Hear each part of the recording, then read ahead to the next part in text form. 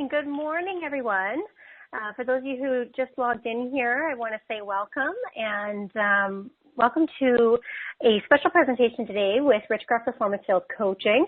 My name is Fallon Grof, and I'm actually out here in Calgary. It looks like most of you are in Ontario. We have a beautiful day here in Calgary, but I'm going to be kind of running the background of the show and assisting Rich as he takes you guys through a presentation today. We're going to go through some basic housekeeping, some logistics right now. I want to give all of you kind of a sense on how we're going to work with you on the call today. Although we'd love to have all of you be able to participate and talk all over each other, we can't do that, obviously. We've got so far 55 callers on the line right now, and the number keeps going up. So, of course, you can imagine that would be chaos if we had everybody off mute. But there are some great ways that you can participate with us on the call today, and there's a couple of things that I need to let you know. So first of all, we are recording this session. So the great thing about that is that you guys will have access to the recording afterwards. There's a link that's available, and if you're watching with us on the web call or on the webcast, you'll be able to see the link and connect with that afterwards. Now, there's three ways that you can connect. So some of you have connected by phone, which is fantastic. I've got you all muted, and if you would like to communicate with us while you're just calling in, you can actually send a question by email using my email address, which is Fallon, which is spelled P as in Paul, H-A-L-A-N, at richgrof.com, so R-I-C-H-G-R-O-F as in Frank.com. If you're listening in through the web call or using the webcast, webcast will get you the slides and the audio because we do have a few slides here today. So if you're visual and like to follow along, it's the webcast that you want to use. And if you're using those features, there's some great features that you can see there, including a chat function. So if you guys would like to chat among yourselves, you can do that. There's also a submit a question, ask a question box, and you can ask your questions there. So here's how the call is going to work. Rich and I are going to go through the feature presentation, if you want to call it that. We're going to go through the topic today, which is all about change, and we're very excited to talk to you about this very important topic. And then we're going to hopefully have some time at the end here where we'll be able to get to some of your questions. So please send your questions. It also gives us an idea of what more information you might need. This call today, we're talking about change. The topic of the call is, yeah, that won't work, understanding how people adapt to change. This is going to give you the foundation for a lot of the further training that's going to come. So go ahead, ask your questions, and if there's something that's not included today, know that we're probably going to get to it down the road as well. So that's it for housekeeping, Rich. I would love for you to introduce yourself to the group so that they can get to know you better. Fantastic. Thank you very much, Fallon. My name is Rich Grof. I am the founder of Grof Performance Sales Coaching. And yes, I didn't like putting my name on there, but the team thought it was a great idea, so we'll just run with that. I am a master coach by trade, and I also do most of our content development and things that we've worked on. I've been in the industry, I guess, in business forever, it seems like. My parents were entrepreneurs, and I have graciously learned a lot of entrepreneurial skills from them, and as well as being an entrepreneur myself. And I'm fully trained as a coach in many different mediums, if you will, different types of modalities. So I'm able to help clients with all kinds of different things. So that's who I am today on our call. And Fallon, if you'd like to introduce yourself, that'd be awesome. Absolutely. So again, my name is Fallon Grof, and you guys can, anybody watching the webcast there, you can see our pictures. Again, I mentioned I'm in Calgary. I run kind of the western half of Canada, and also a trained coach here. Rich and I are both proactively trained coaches, and if you're ever curious about that, send us an email. We'll talk to you about it. But really all coaching is it's communication skills that allow us to help our clients do better, do more, and we really help our clients when it comes to growth and creating great cultures and great systems within organizations. So my job today, like I said, is to run the call with you guys, but I'll also be contributing as I've got some additional content or additional feedback. Mm-hmm. Perfect. Mm-hmm. So today we're going to talk about change, and I did have a nice little title there. I thought it was kind of catchy, yeah, that won't work, and it came really from being on some conference calls, and of course we've all stumbled into a situation where we've tried to make an initiative for change, and somebody's always putting up resistance to change. And I thought we should probably talk about the whole concept of change, so that we have this step by step. So to give you an idea of how the call will run today, or what I've got planned for us, and you can kind of put that in perspective, is I'm going to talk about change, what it is, what it isn't, some of the myths, some of the things that are good or not good. We're also going to talk a lot about what people go through when they change psychologically, even what goes on in their brain, really, when it comes to the brain science behind change.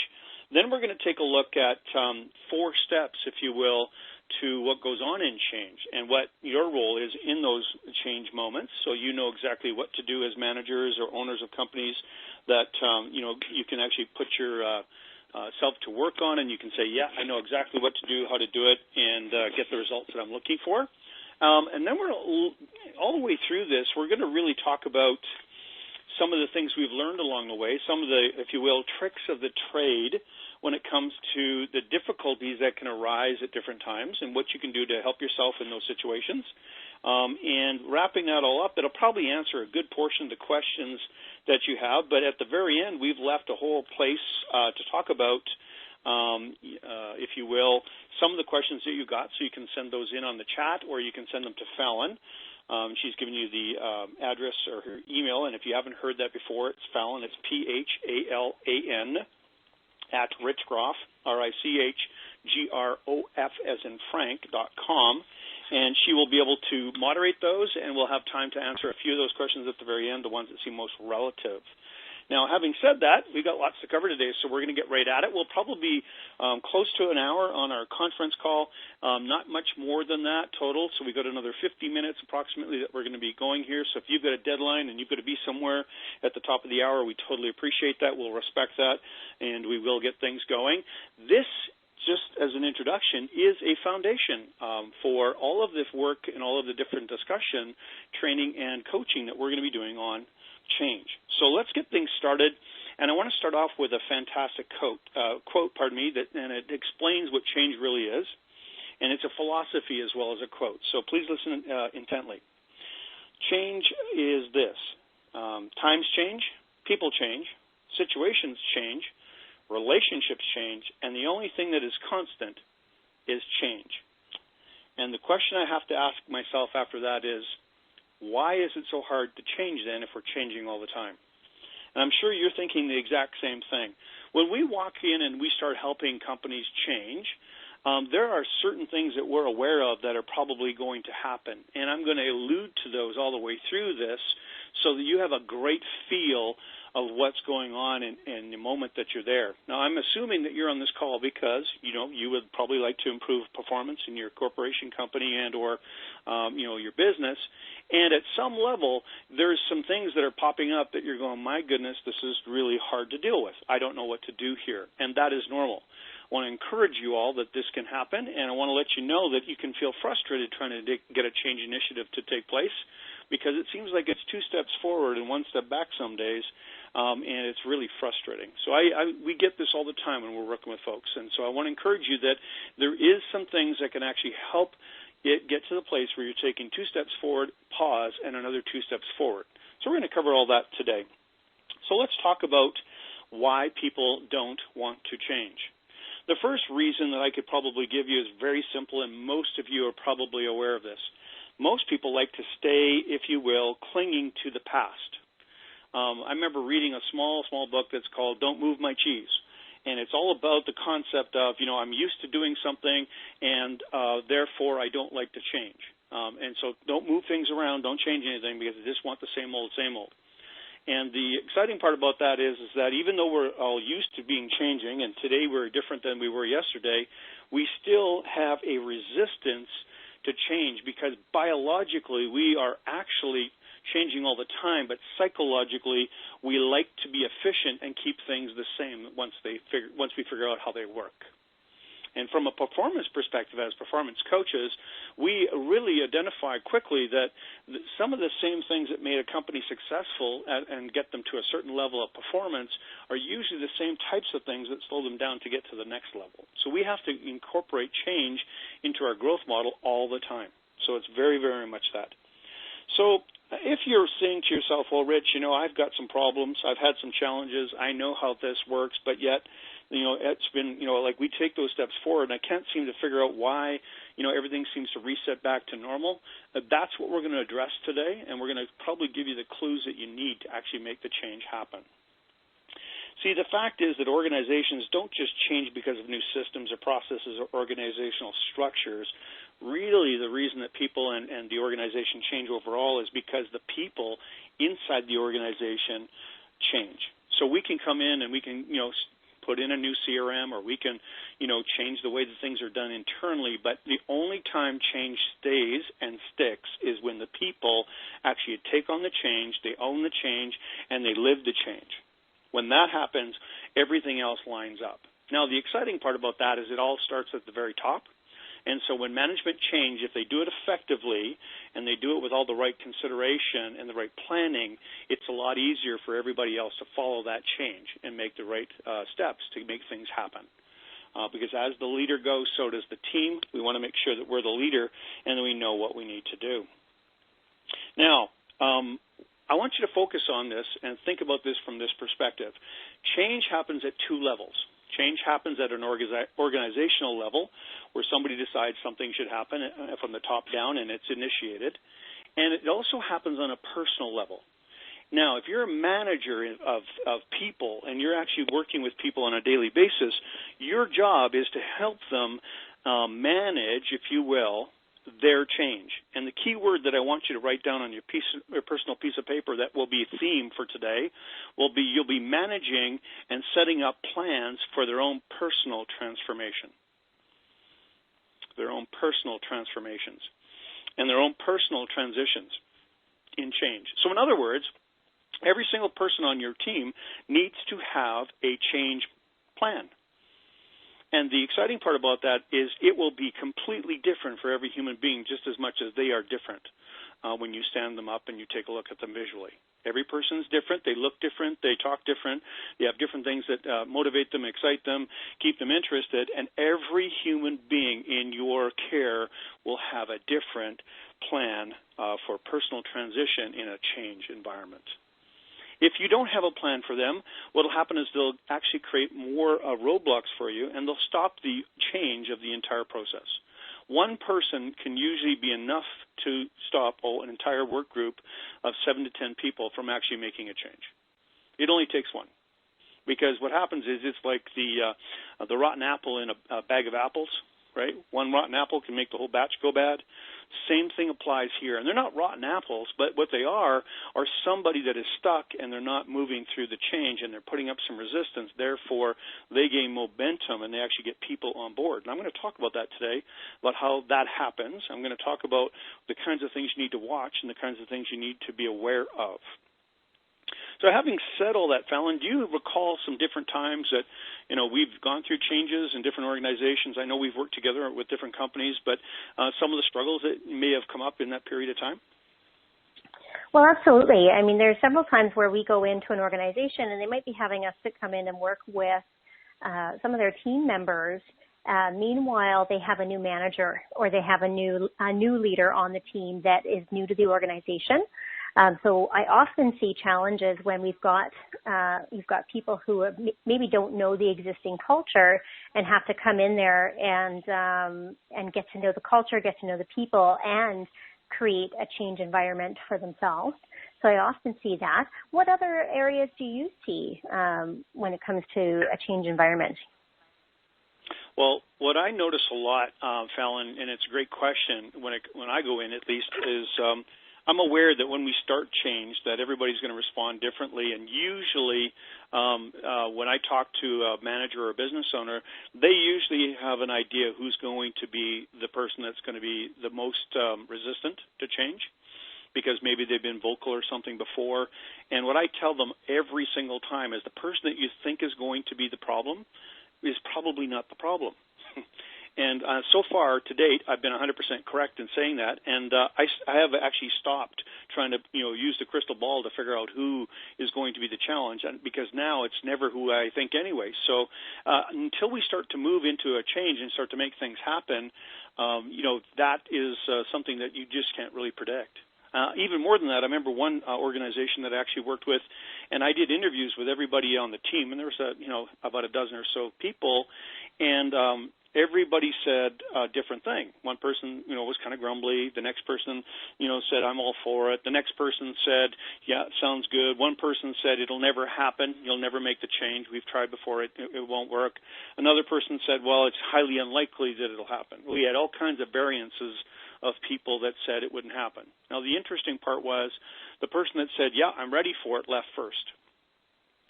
The person that said that they didn't think change would ever happen, they got excited about the change, and they were happy about it initially, and they ended up leaving for another occupation.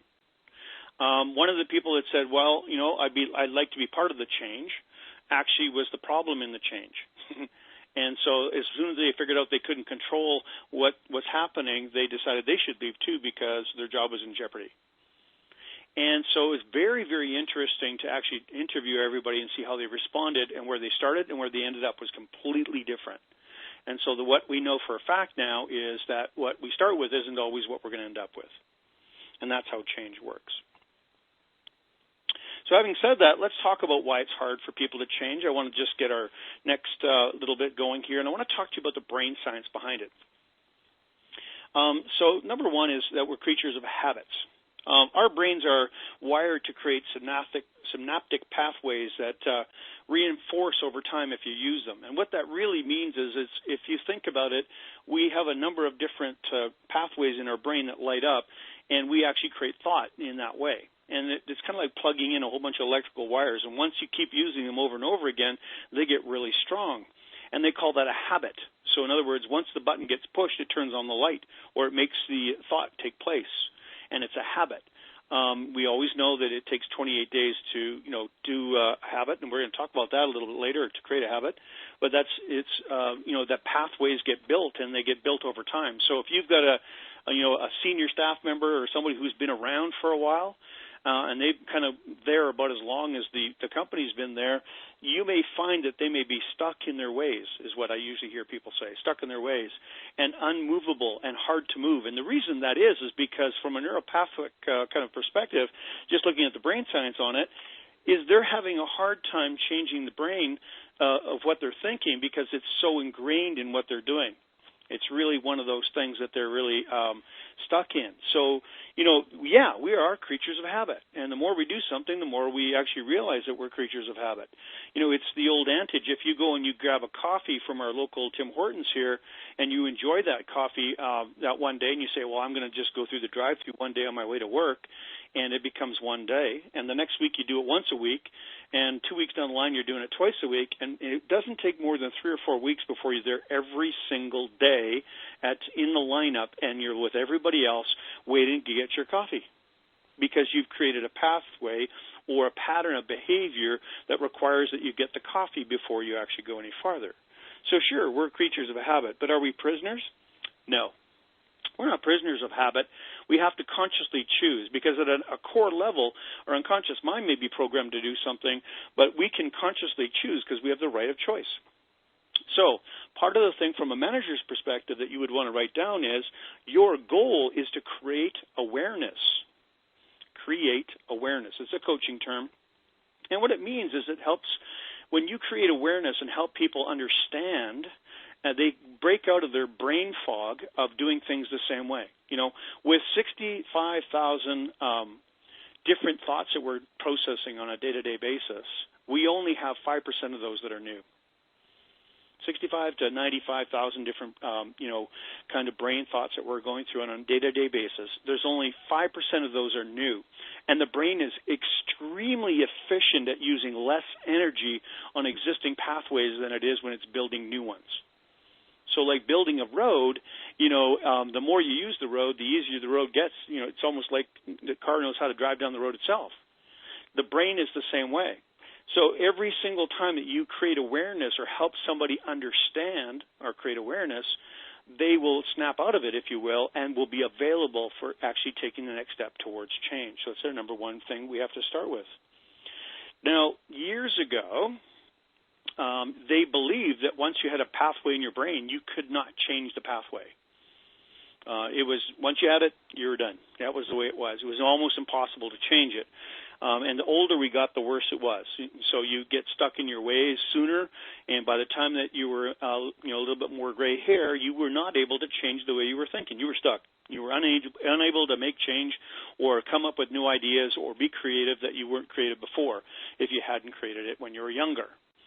They now have realized in the last decade or so, neuroscientists have come to realize that neuroplasticity, which is the ability for the brain to change, is not only available for children, but it's available for adults, fully grown adults, at any point in their time in history. All they have to do is choose to make that happen.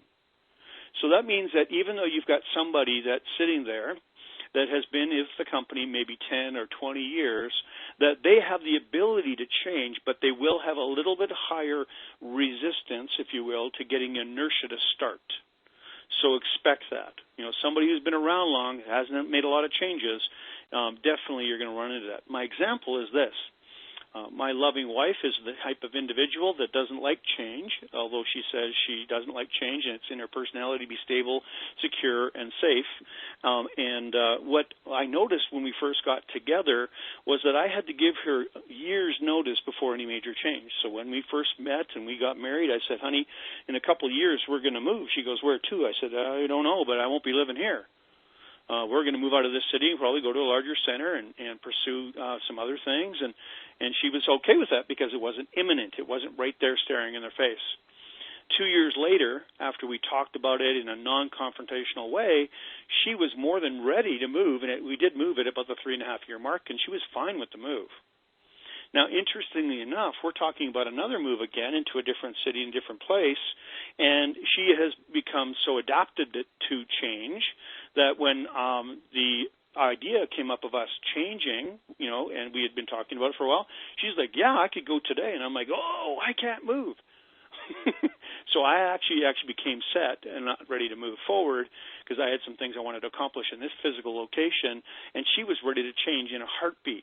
So people can adapt and become more changeable regardless of where they start. So that's really exciting to know. So I want to just take a second here to chat with you, Fallon, about the 30-day myth that is always in existence. Everybody always says it takes 30 days to make a good habit. What do you feel about that? Well, I've heard 30 days. I've heard 6 weeks. I've heard a few different versions of that tale that, in order for you to actually make change, you need a certain period of time in order for that to happen. What I find, though, and I love the word myth that you use, is that it really doesn't take that long for somebody to change.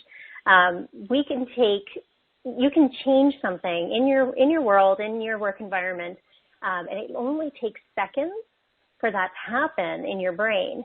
What takes the 30 days or the 6 weeks, whoever you're talking to, what takes that time is for you to actually try it out and experiment and, find out what works for you, right? So it really takes that 30 days just to get it right. You bet. So the good news then is what you're saying is that as a manager, I could be looking at somebody who doesn't want to change and has kind of put their heels down and said, I'm not moving, changing, or doing anything different, and there's hope for that person. Is that what I'm hearing? Yes, absolutely. Absolutely. Good to know. And, it's, yeah. And we all get kind of stuck in our own ways every now and then, don't we? Mm-hmm. I'm speaking personally, right? Can I ask a question, what you were talking about just a minute ago here? From what you were saying, it sounds like we can actually build up a capacity to change. And it sounds like you're saying that, the more that we change and we adapt, the easier it gets. I would agree with that 100%. I would call that change ability. So, we always we have several things that we look at in the company, and I know where you're going with this, Fallon, because we talk about capacity, we talk about conditioning, and people can be conditioned to change. If they're in an environment that is changing all the time, they'll adapt to that, and that'll become their normal. So it's really about what's establishing normal for the people that you're working with. Mm-hmm. So if they're in a high high-paced, ever-changing environment, that becomes normal for them. So change would be when things don't actually physically change, and that would be actually causing them some grief. So it's a very interesting concept. It's whatever we're used to doing, and if variability is something that is inherent in the job, those people will have different skills than the people that are just used to doing the status quo and the rote work every day. So change is something that everybody adapts to slightly differently. So it's a great point. Yeah, well, and I've seen it. I've seen it in the organizations that I work with here in Calgary. I've worked with some amazing companies, and one of our companies, and Rich, you're involved with these guys as well, grew over 70% last year. So here's an organization. How do you handle 70% growth? Well, with a heck of a lot of change. So we've created a culture where change is the environment, but it's a safe environment, and the team and the culture of that team and I like to say family that we've created there, everybody knows it, everybody adapts to it, and anybody that we hire into that organization is told that that's the culture. We are a growth organization, and we're all about change. Absolutely. Now, interestingly, if you have created a growth culture like that, you'll attract people that like to grow. When you hire somebody that doesn't have a growth mentality, they will stick out like black to white, and they're not going to fit. They'll actually feel an urge to leave the company, right? If you've come in and you're a new manager in a business and you're taking things over and going in and working with people, what do you think that would be a great strategy, Fallon, for people to kind of assessing things? Because sometimes when a manager goes in, they don't really know what they're up against. They have to figure out the culture, I guess, right? Absolutely. You have to start with the culture. And this is getting a little bit off topic. I know you've got a plan here today, but you have to start with the culture and defining the culture and setting expectations of how you want the culture to grow and move forward. And we'll continue to talk about those steps, I'm sure, on the upcoming calls. So why don't we talk about some of the steps here to making an effective change? Fantastic. So let's go through those. Just want to give people a little bit of an idea how that works. So the first step that we need to have and we need to talk about is a leadership step, and it's called creating an inspirational, or if you will, and compelling vision. It's all about the vision. And I've got a few pointers that I want you to write down under number one here for this, because it's really important. A vision is important. If you just turn around and put, you may have the vision as a leader, but you have to kind of what I call cast it out to everybody in the organization so they can buy in. And it has to make sense. If you just come across and say, we're going to do something, or you don't even tell them, what ends up happening is, or it's forced upon them, they're going to resist for sure. You've created yourself some barriers right off the top. In the event that something comes from a corporate structure where it's coming down and you're the department head and it's been mandated that there's this change coming across, the deal is that you have to, in some way, shape, or form, let the people know what it means to them and what benefits them. If you, as manager or leader, do not buy into the vision or say, I don't know what they're doing or why we're doing it, but we have to do it, at the end of the day, you're going to have more resistance than you can possibly manage. So the key here is really about your buy-in as a leader, number one, and your commitment to it, number two. And vision, what I mean by vision is where are you going, what are you doing, how is it working, all of those things. And it all boils down to three compelling words here. Clear, you got to be clear. Not fancy, not eloquent, short and sweet, to the point, Concise is the short part where it's got to be direct and it has to, get really to the core of what we're doing. And the simpler it is, the better. And that is a great vision. And it's not a mission statement, and it's not a dated statement. It's something that people can buy into and go, this is what we really believe at a core level that's really worth doing. Keeping in mind that everyone wants to be inspired by a bigger cause than what they've got going on for themselves every day. It is a great thing when it's a great thing when you as a human being can actually contribute to something that's changing the world. Right? So whether that's, we're going to change the world one person at a time, whether we're going to turn around and end violence for women, whether it's we're going to eradicate polio, whatever the vision is, it's worthwhile for somebody to buy into it because it's good for the human soul to do that. So we want to create a vision that's clear, concise, and simple. And I want to give you a couple tidbits on vision casting briefly, and then we're going to jump into number 2. But vision casting, what do you need to know? Every single person will need a slightly different vision. Why? Because certain people can't take too much change at one time. You may have to deploy your vision with them bite by bite personally. And if it's a big change for people, you would want to get them on board one-on-one before you announce it in a big context, right? You can announce that you're going to have pizza day on Friday to everybody in the office, and it'll probably go over well. But when you're making corporate change or you're making a change of some sort that's going to affect them, or they may feel in some sense, a little bit anxious, you need to do it. So let me give you a really great example of this. We went and worked with a national chain, and they are a retail chain and in the phone industry. And what they did was a good thing. They actually had a compensation structure for their salespeople that was commission-based. And what they did is they actually changed it slightly, and actually it was going to allow for every commission salesperson that was doing a good job to get paid more. So the 50% and above people were going to get paid more. Now, what happened was, by the time that we got there, this was well on its way and we were doing damage control. This was a consultant that helped them do this, and they got it all figured out, and they deployed it, they announced it, and all of a sudden, all their top people started to leave. And they couldn't figure out why, because they were going to be making more money than the other people. And what it was the fear. They hadn't deployed it properly because they hadn't come across with the right vision and deployment of the vision. So you want to make sure that each person gets the gist of the vision, because gossip is, and we're going to talk about this in a little bit, the gossip in the organization can actually kill the vision quickly. You want to be in simple language for that person so they can understand it, and it should be emotionally based. It should be something that they can buy into at an emotional level that makes them feel good. Because, it's got to be something that they feel good about, or they're not going to be pursuing it. It's going to be a negative, right? So vision casting, Fallon, you've done a bunch of vision casting yourself. You help us with our company as well internally. What's your secrets for vision casting? Well, and for those of you watching the webcast, you'll see there's a little picture here. So we've got a street sign that says past one way, future the other. I put that on there because my secret to doing a great vision casting, and really when you think about vision, I mean, it's one of those fluffy words that maybe you've heard a few coaches use or a few business books use over time. It's really about setting the goals and setting the expectations of how you're going to move forward, right? And why. It's the WHY of why we're working, right? But my secret is really about acknowledging where we've been. So that's why there's the arrow pointing back. We acknowledge the path that we've taken to get where we are. We acknowledge the past, right? There's a celebration point to say, look at how far we've come. Look at how we've grown.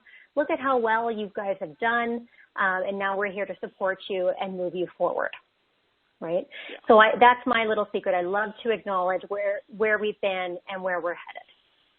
That's a perfect recipe for continually bringing people on. And by the way, and I've seen you do this many times where, you'll actually just recap and you'll give a small vision little bit by little bit by little bit. And the small visions are just as powerful as the big vision, aren't they? Well, absolutely, because sometimes it's easy for people to say, well, we're, in 5 years we're going to be doing this amount of sales and we're going to be this, we're going to take over the world.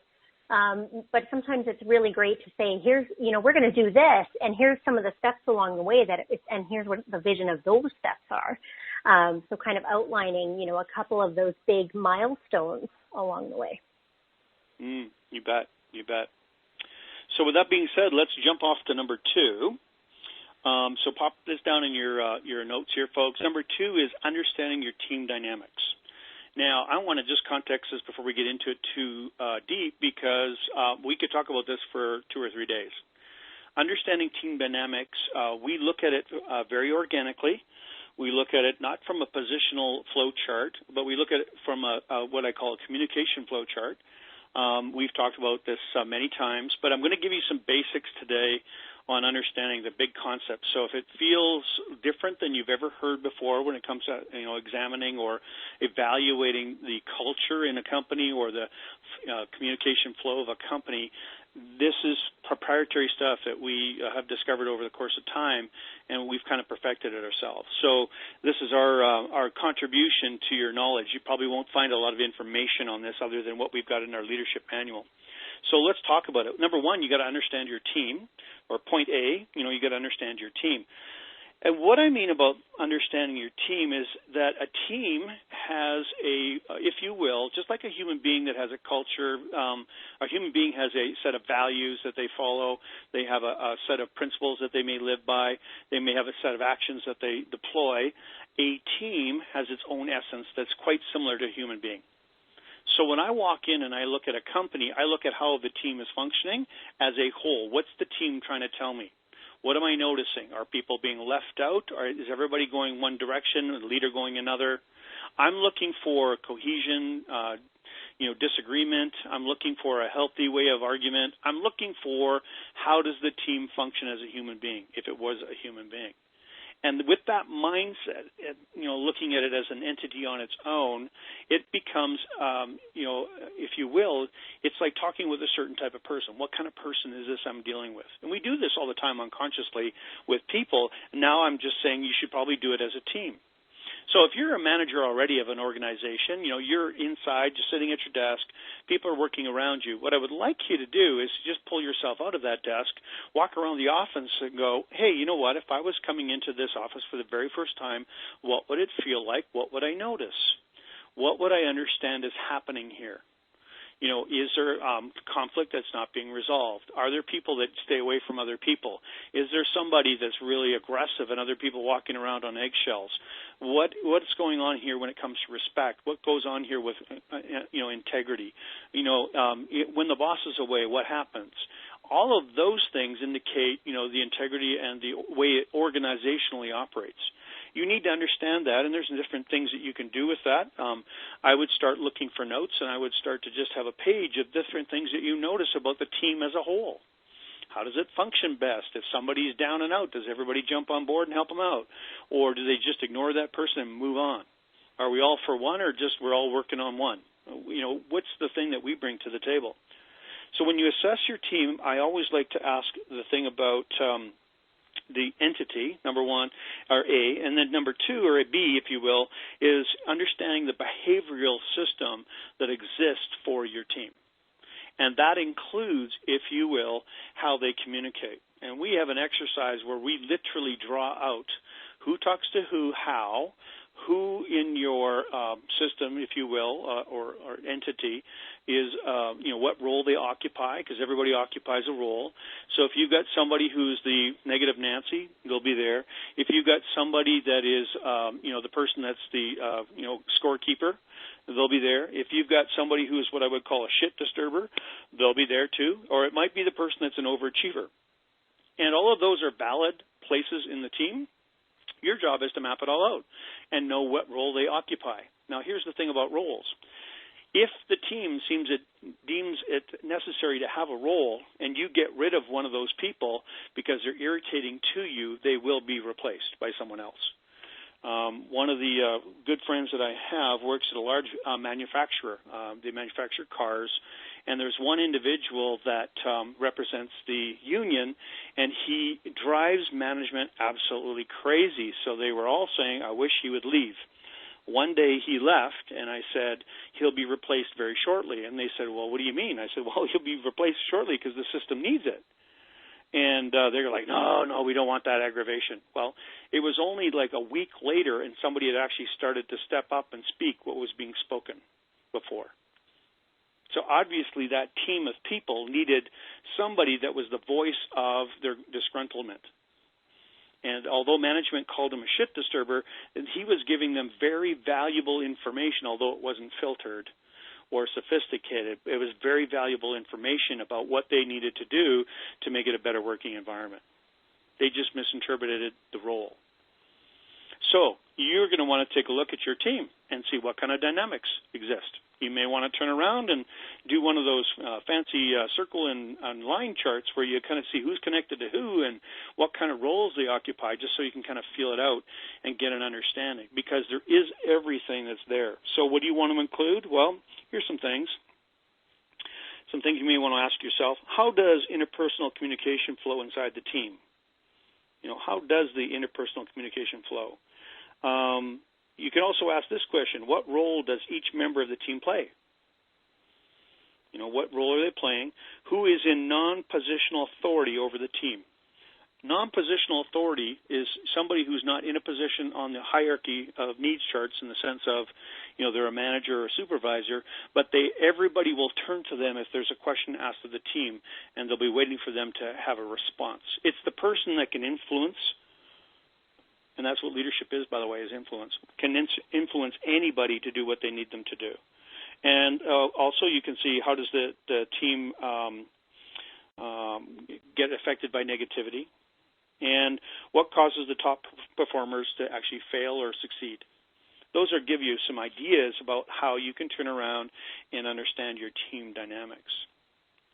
Now, Fallon, when it comes to internal motivation of the team and how it affects everything, let's talk about the grapevine, because we've used the grapevine in different corporations, and let's bring them up to speed a little bit about that grapevine. Okay. Well, by grapevine, do you mean how communication travels? Yeah. So I know we've done all kinds of tests inside organization, but by the way, for everybody on the call, grapevine is usually a form of what we might call internal office gossip. And we all know the internal gossip inside the office is usually pretty darn correct. But it's understanding just understanding who talks to who and how it works. That really kind of works. And I know, and every time that we do some change management, there's a lot of gossip going on. So have you noticed that yourself, Fallon? Well, absolutely. And often, and you just said it, the grapevine is often very accurate. And the reason being is that perception is reality. You guys have probably heard that before. So if the perception is that this new people coming in is not going to work out, it's going to be scary, it's going to be hard, they're going to make us work more. If the perception is that, whether it's true or not, that's what comes out of their voices, and that's what is going to get passed on from one person to the other.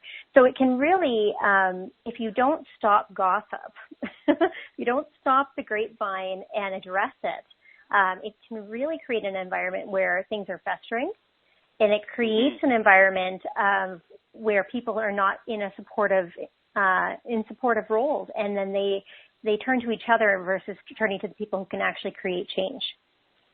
Yeah, absolutely. And what I like to tell managers is if you're not managing the gossip, then you are the gossip. So the best thing you can do is understand that there is going to be gossip, and the best thing you can do is manage it with that, right? If you're managing the gossip on the team, then at least you know it's going the right direction, right? So it's a great way to look at it. Let's jump over to number 3. Now, let's talk about creating an individual transition plan. I'm going to get into this a little bit later on, so I'm just going to cover it lightly, but number 3 would be make it personal. Make it personal for the person. They need to have their own individual plan for transition in the change. So right now, you may not have that in your file. It's very rare that we actually find somebody in their corporation that's got an individual strategy for each person on the team, although every manager, supervisor, and leader understands that everybody's different. They just kind of assume that people will kind of pull themselves together, and we don't somehow step it up and actually grab a hold of it. Now, on our webinar, there's this little thing about the ostrich effect, which is if we put our head in the sand, possibly we won't see it happening and we won't see the problems that it creates. The bad part for managers is that once your head's in the sand and your butt's sticking straight up, somebody's going to shoot you in the bottom, and it's going to hurt an awful lot, and you won't know what hit you. So the ostrich effect for management really doesn't work. I want to encourage you that it's not always that good. Individual transition plans help a lot because each person needs special consideration when they're going through a change. And one of the most, and you got to think about it from this perspective, maybe from where you're sitting, it doesn't look like it's a big thing, but the fear of the unknown gets going really quickly in an environment that can actually cause people to catapult themselves into dangerous zones really quick. So they may be, change might be traumatic for them. It could be, they might be losing a sense of loss of power or position or prestige. then that might be very scary for them. Or in some cases, it may mean that they are fearing for their own employment and their well-being of their families and their economics. And they'll make stuff up that's not real, and they'll act it out before you even know it, and they'll make it real. They'll start to be underperforming. Things will change radically if they interpret that your intentions aren't true, and sometimes it has nothing to do with you. It's all about how the transition plan has been executed or not executed. What I'd like to do is just talk about some possible examples for that, about putting people in, context. And so, what do we suppose or make up, Fallon? What do you know that people make up if they aren't making up a transition plan? What are some of the things that we normally hear? Mm-hmm. So we talk to a manager, right? Yeah, from the employee perspective, from the manager perspective. Well, from each perspective, I think that'd be great. Yeah. Yeah, I mean, I think as managers, we often say, well, you know what, I've communicated what's happening. Maybe I wrote a memo, everyone got it, or we had a team meeting and I stood up and told them what was going to happen. So it should be good now. So I think that's probably the number one thing I see is that, we think just because we communicate, I mean, don't get me wrong, I'm all about communication. That's my specialty. But what you really need to do, and what I like what you're saying here, is make it personal. So yes, we need to communicate it, but then you actually need to connect with each individual on the team and talk about how those changes are going to affect them and how they are going to manage it at a personal level. Mm-hmm. Absolutely. And, I think you nailed it on the head when you said that sometimes managers said, well, I communicate it once. I tell everyone that the first time nobody hears you. The second time they go, I think I heard something like this before. And the third time they start to get the feel of the impact. Right? So this is, recasting that vision over and over and over again until it really nails it down. So that's awesome. Mm-hmm. Good job. Let's talk about the change curve, number 4. And what I would like you to do right now as we're speaking, the change curve actually has 4 steps to it, or 4 stages, if you will. So down the left-hand column of your page, make sure that you've got 4 stages, stage 1, stage 2, stage 3, stage 4, and then draw lines horizontally from left to right across, and you want to have 3 separate spaces in there, about equal space. The first one will be the description of the stage. The second will be what's really happening in the stage. And the third will be what's going on and what you need to do from a leadership perspective. So it's not the graph that we're seeing on the change curve, but I'm actually going to get you to do a chart of your own that'll be basically 4 steps down the left-hand column. So step 1, over top of step 2, over top step 3, and then over step 4 on the bottom.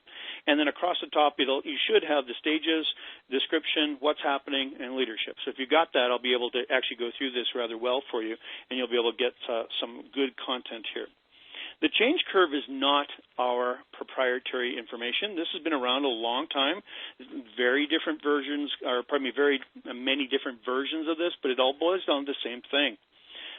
There's 4 steps, and it's about how human behavior is actually adapting to the stages of change. So number 1 would be the status quo. So that is the actual description, and I'm going to give you the description, but that's the name. Number 2 is the disruption, they feel disrupted, so that's number 2. Number 3 is the exploration. They're exploring what's happening. And number 4 is the rebuilding, if you will. Okay? And this has been around for eons. I've got some dates on it, but I don't have it in my notes right now. What you need to know is that curve that we see, and there it is on their screen right now for those that have the webcast, status quo, disruption, exploration, rebuilding, what it shows is that the actual impact actually is affected, and it goes in a reverse bell curve, essentially. So, people are on, steady as they go, then they go down for stages 1 and 2, and they start to slowly climb up in stage 3, and they hit, by the time they get into stage 4, they're actually at the place where they can actually start to go up with the change, right? So we got to know that that's in existence. So let's talk about the different stages a little bit more and give you an idea. So number 1, This stage is first when people get the initial reaction. That's why casting a vision is so critical, that you actually either deploy it individually, if it's a big vision, so that everybody can have a little bit of time to get on and you can actually talk to them one-to-one, or you're going to do it in such a way that they can really feel it. Now, if you're an exceptional vision caster like Martin Luther King or some of the most famous people of history, you'll actually have this nailed down. And if you're like the rest of us, you probably want to use every little tool you can to cast a vision so that people aren't going right through the floor when you tell them that there's going to be change coming up. The sooner you tell people about change, the more time you've got for change. It's kind of like my wife. I gave her 2 years' notice that we were moving, and by the time we got there, it would have been fine. If I would have told her we were moving in 6 months, she probably would have had a very difficult time for that, considering she'd only been in 2 different residences in her entire life, and actually we bought the house from her parents and moved in there as a married couple when her parents decided to move on in retirement home, or go on to a retirement residence. So she had not had a lot of change, so she had no experience with that whatsoever. Stage 1, people are getting the instant response. It's the gut reaction. It's the trigger. It's the excessive emotion that kicks out immediately when things happen. And they're in shock. They're in denial. That's what's taking place here. The reactions can be very, very strong. So concern, anger, resentment, fear. And every one of these things in stage 1 is motivated by an unrealistic expectation or an unrealistic belief, and it's based around fear. So fear is the big thing. That's what's happening. What you need to do from a leadership perspective is, because fear creates this danger zone, and you can write that down here, fear creates a danger zone, you want to monitor and take everything in stride, in slow, small bites, right? So monitor all the time. Do not deploy a vision, walk away. That is chaos waiting to happen. You will find yourself working exceptionally hard to try and maintain some form of sanity during that particular kind of thing, okay? Stage 2 really is when the reality starts to hit. And this also can be considered the danger zone. And when you're in the danger zone, again, keep monitoring, keep it going the right direction. But really, the reality starts to hit, and they feel things are disjointed. So that could be that the desks get moved. That could be that there's a new person in the office. That could be 2 offices that amalgamate together. That could be that they now have different jobs or more jobs or less jobs. Or it could be that there's something that has physically changed the reality of what's happening day to day. And it starts to hit them that this is really happening, and they feel the disruption at a core level. It's physical, it's mental, and it's emotional at the same time. So it rattles them a lot. So stage 2 is very, very, very critical, that you are monitoring and you know what's going on, and you're checking in with people, because they may not give you clues.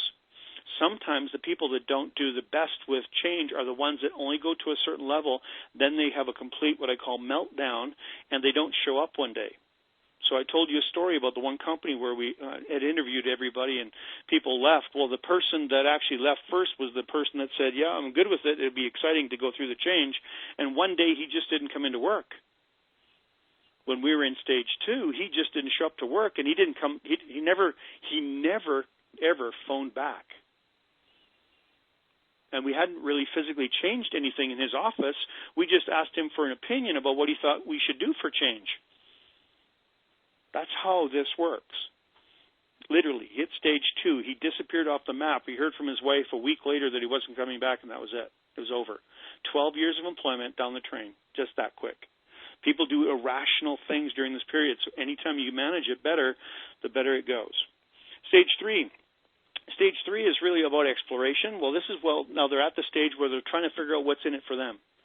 And they're starting to get comfortable, and pessimism is giving away to, pessimism and resistance is giving away to a little bit more optimism.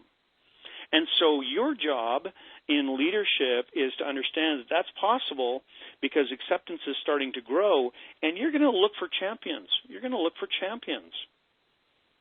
You're going to want to try and find those individuals that, you can actually turn around and get them on board and encourage everybody else that they're doing the right thing, and get them to actually step up with responsibilities and bring on some of the other team members. And it's a great opportunity for you to actually build new leadership with other people inside of the organization, so you don't have to do it all yourself. Step 4, of course, is where they're really starting to rebuild,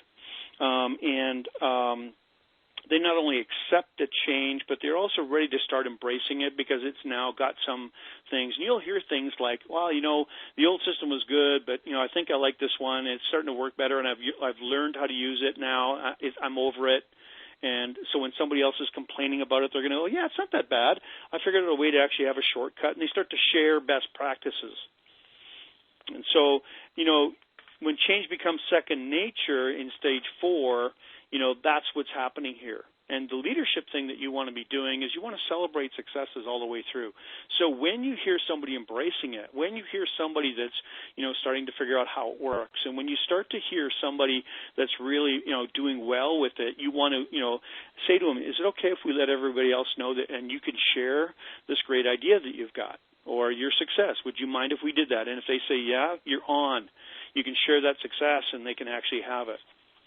The key is that all the way through this, whether you're casting a proper vision at the very, very beginning, right, and you're, starting to build up a strategy and getting everybody's personal, transition plan going, or number 2, where you're really helping them and keeping away from the danger zone and watching everybody really tightly and making sure you're checking in and you're being very proactive in that stage, or whether you're at stage 3, where you're really acknowledging the leadership that is showing up in the people that are embracing the change, or step 4, where you're celebrating it.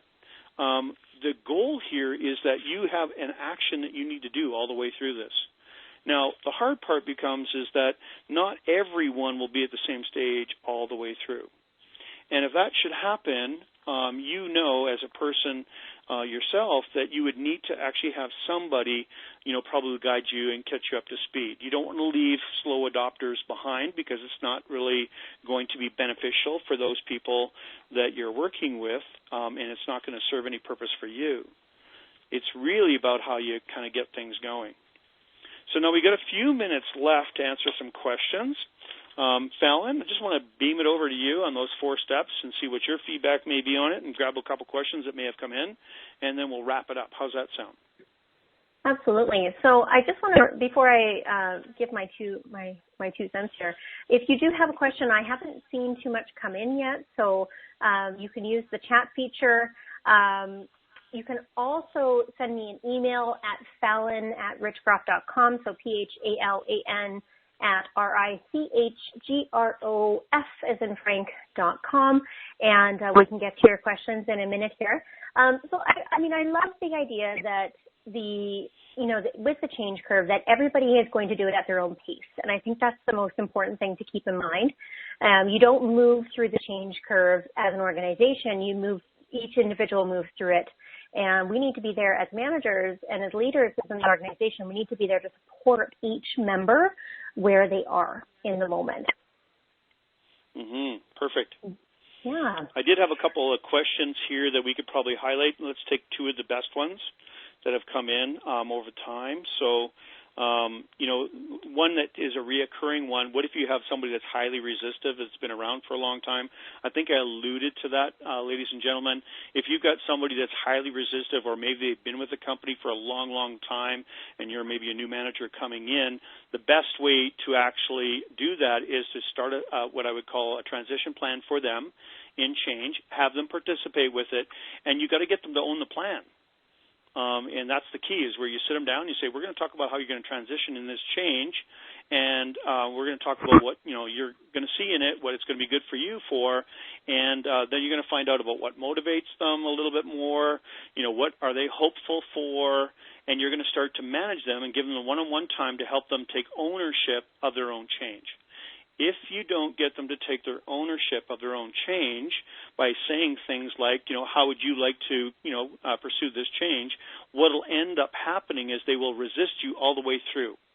And it'll be like pulling somebody along that's got their feet dug in and they're just resisting all the way, and it will make your emotional temperature go up, and you may find yourself highly irritated by it.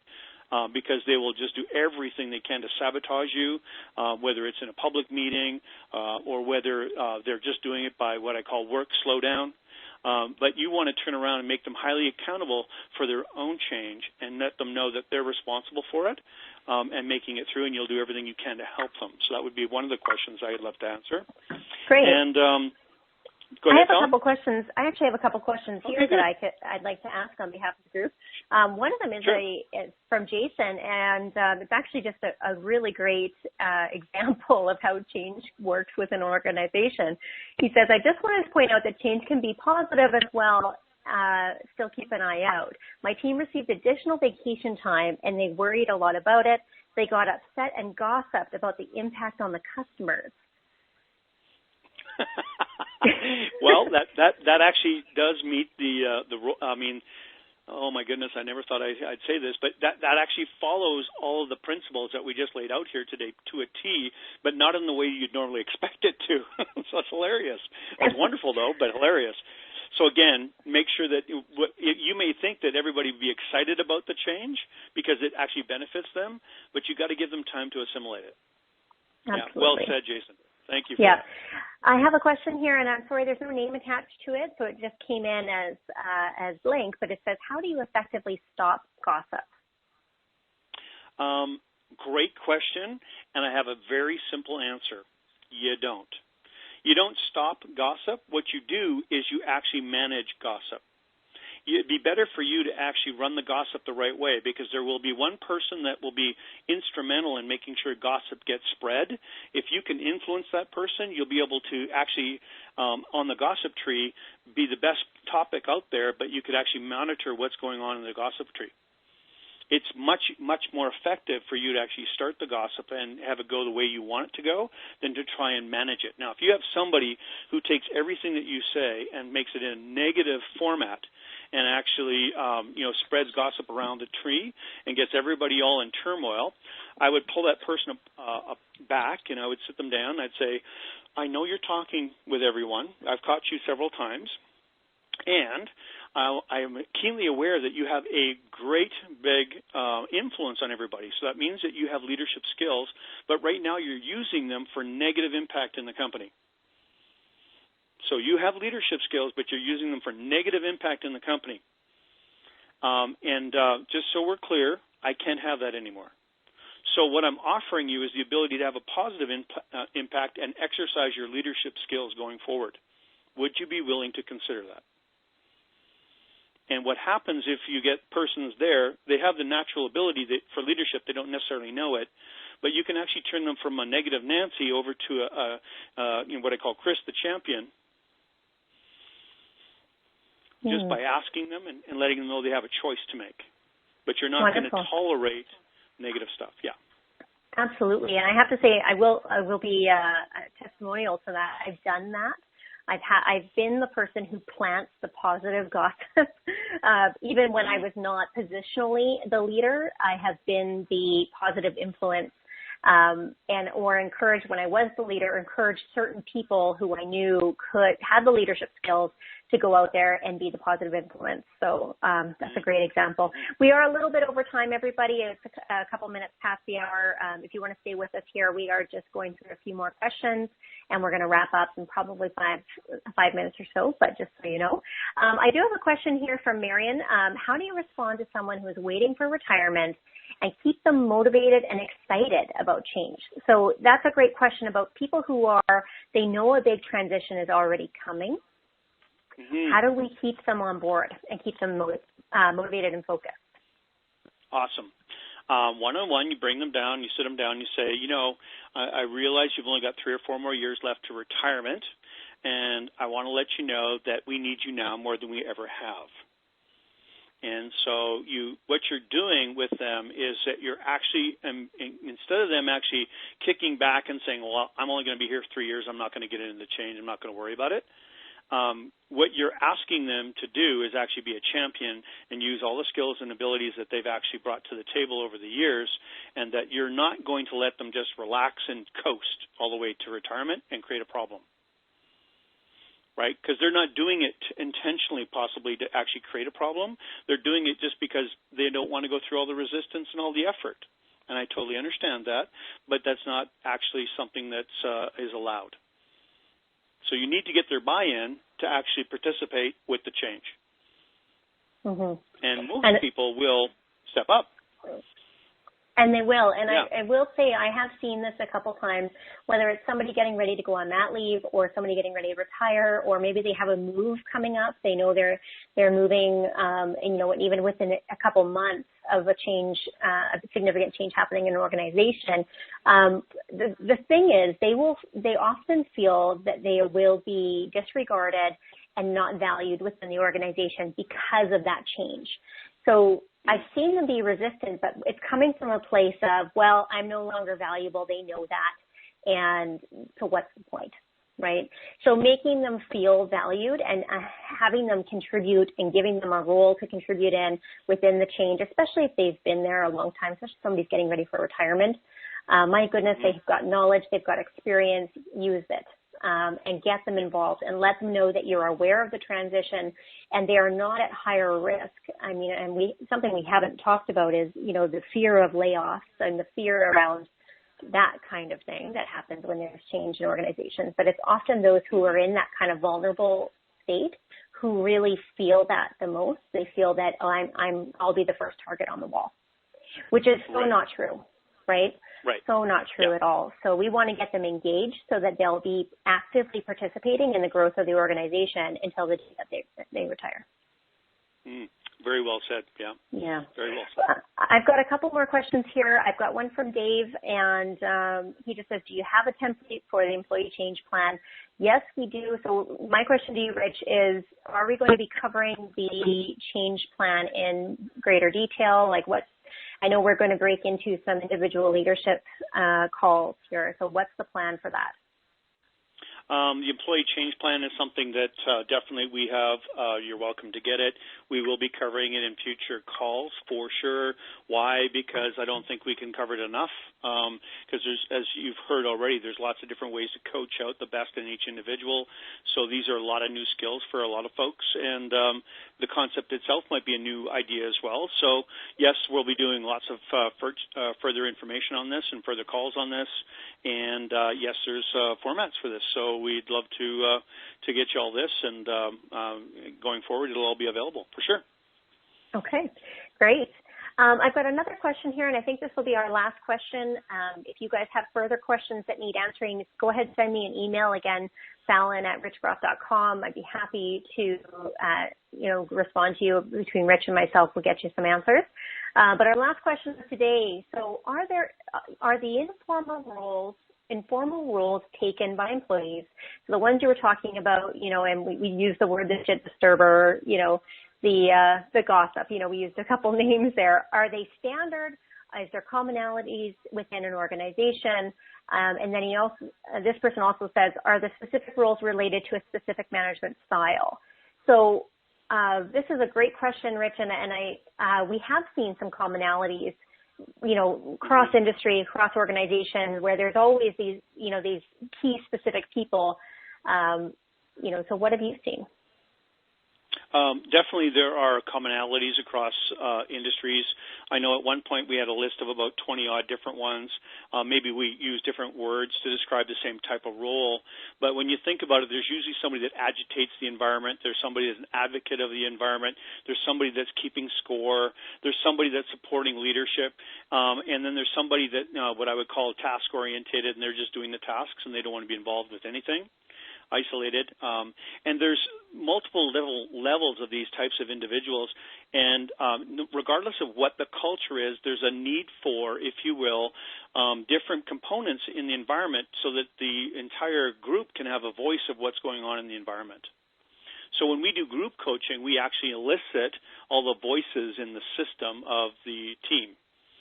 Right? All the things that aren't being said, all the things that are being said, why do things need to be said? We're looking at it all. So when it comes to the change environment, you're going to want to just write down, trust your gut. I mean, if you know somebody is, the gossip or the head communicator, they may be a non-positional leader, or maybe they're trying to influence a non-positional leader.